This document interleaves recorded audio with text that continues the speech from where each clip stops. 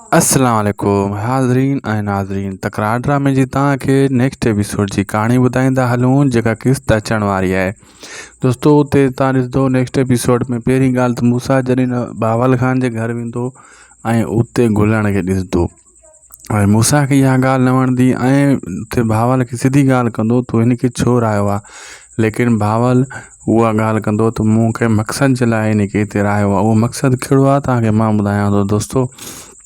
असल में जेको आहे बावल मतिलबु नवाब खान ताईं को अहिड़ो मैसेज पुॼाइणु चाहे थो जीअं नवाब खान उहो सच सम्झी वेहे ऐं उन जो हू धोखो ॾेई बावल खान नवाब खान खां हिसाब वठे। अहिड़े हिसाब सां माना उहो अहिड़ी ॻाल्हि कंदो अहिड़ी प्लैनिंग कंदो जीअं गुलण सम्झंदो त हीअ कम जी ॻाल्हि आहे। उहो वञी ॿुधाईंदो बावल हिनखे सॉरी नवाब खान खे ऐं नवाब खान जेको आहे उहो उन गुलण जी ॻाल्हि ते यकीन कंदो। इन शइ जो वरी बावल फ़ाइदो वठी वेंदो। पोइ मूसा खे इहा ॻाल्हि सम्झाए छॾींदो आहे। बावल मूसा सम्झी वेंदो आहे। अहिड़े हिसाब सां दोस्तों सिजावल छुटी वेंदो नेक्स्ट एपिसोड में नवाब खान जी हिकिड़ी प्लैनिंग जे हिसाब सां जीअं सिजावल खे शक न पवे त मूंखे नवाब खान छॾायो आहे। मतिलबु अहिड़ो को कानून जे हिसाब सां छापो लॻंदो ऐं सिजावल छुटी वेंदो। सिजावल ख़ुशि थी वेंदो त मां पंहिंजे ज़ोर ते आज़ादु थियो आहियां।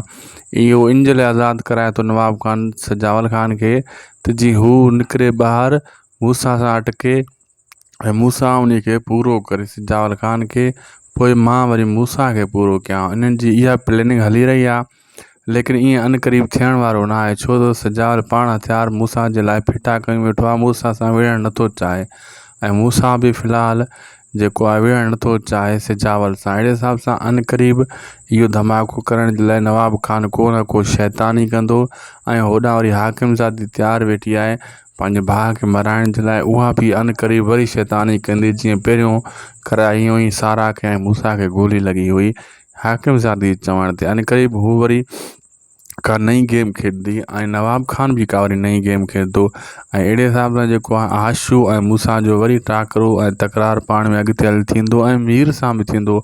अनक़रीब मीर उन जे कढ लॻियल आहे मूसा जी ठाह जूं ॻाल्हियूं करे रहियो आहे लेकिन मूसा नथो मञे। तव्हां ॾिठो अनक़रीब इन्हनि जो ठाह थी वेंदो। वीडियो पुॼाणी ते उदासी टीवी खे सब्सक्राइब कजो।